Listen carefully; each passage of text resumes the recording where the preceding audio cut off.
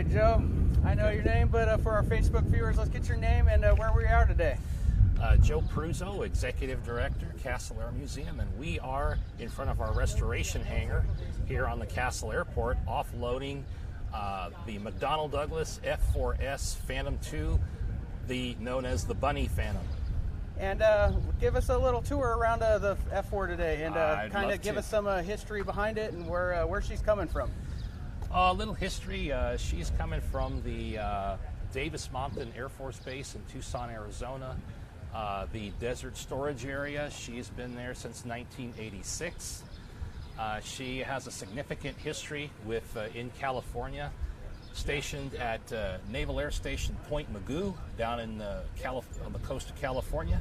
VX-4 was at the time, the Pacific Missile Test Squadron, the Pacific Weapons Center Test Squadron for the U.S. Navy, and their role was to test new weapon systems that were designed prior to being integrated into the Navy fleet.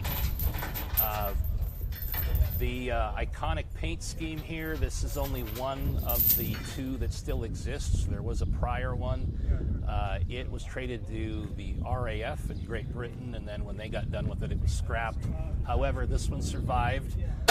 What you see here is they picked loud colors because they were part of the test squadron, so you saw one that was bright orange, bright blue, and so on.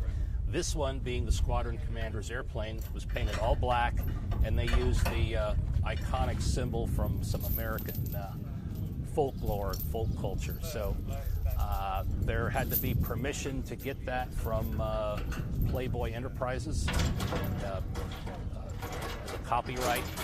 And as far as that goes, this is the final iteration of that design. There's some design modifications on here that make this unique. There was some extra slats and flaps involved for higher maneuverability. This is a 7-year odyssey to get this airplane here, from when we first saw it in the desert to now. Just to give you an idea, we went to donors. There was a lot of money that had to be raised because the government does not pay for this. We, as a private entity, pay for this. So you're looking at between demilitarization costs to make it safe for public view and the transport at 27 feet wide, not to take the wing off, you're looking at probably about $140,000 to invest it in this project. Just to let you know, we talked with the Air National Guard folks down at Fresno when they used to fly the F-4, and we were warned, if you don't have to take the wing off, don't, because it's a major, major, major project. So we said, okay, we're not going to do that. We're just going to take the folding wing tips off and bring it up the road at 27 feet wide. So I'm glad we did. It's a lot less work for our restoration volunteers. And if there's any interest out there with your viewers who would like to volunteer in things like this, please give us a call at 209-723-2178, extension 305.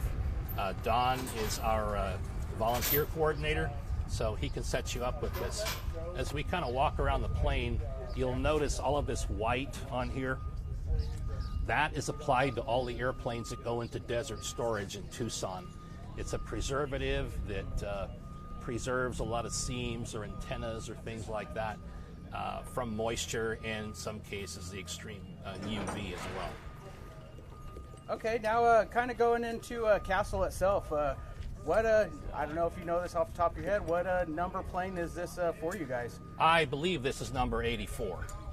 So Castle Air Museum, to your viewers out there, is the largest military aviation aircraft museum on the West Coast, of solely military aircraft from all periods, pre-World War II on up to present. The F-4 certainly is a 60s, 70s platform. They flew a lot in Vietnam, and as a matter of fact, the last fighter aces, to my knowledge, were flying F-4s in Vietnam, Navy and Air Force. Okay, and then we're here at the restoration hangar. Can you give us a little background on what you guys got going on in this area? Well, this is where we restore the aircraft prior to them going out for public view. In the hangar right now, we've got several aircraft. This will be joining them.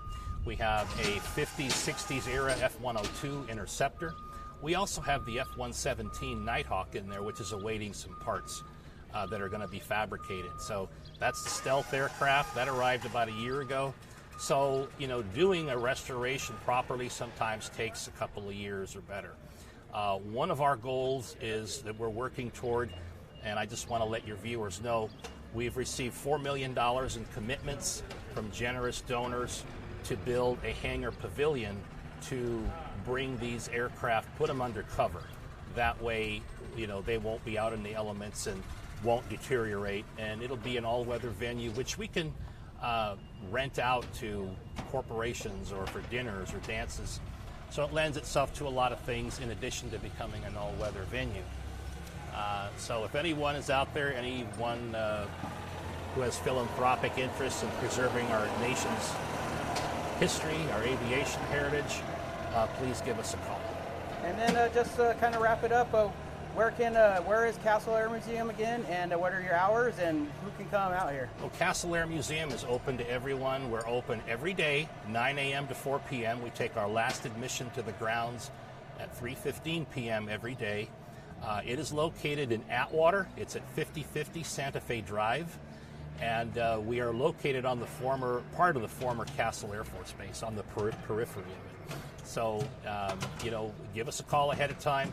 Go to our website, www.castleairmuseum.org, to see all of the particulars, and also visit our gift shop. We got a great gift shop. On the weekends, I would suggest calling ahead if it's extremely hot. Our gift shop number is 209-723-2182. Awesome. We appreciate it, Joe. Thank get you. A little last look at this guy.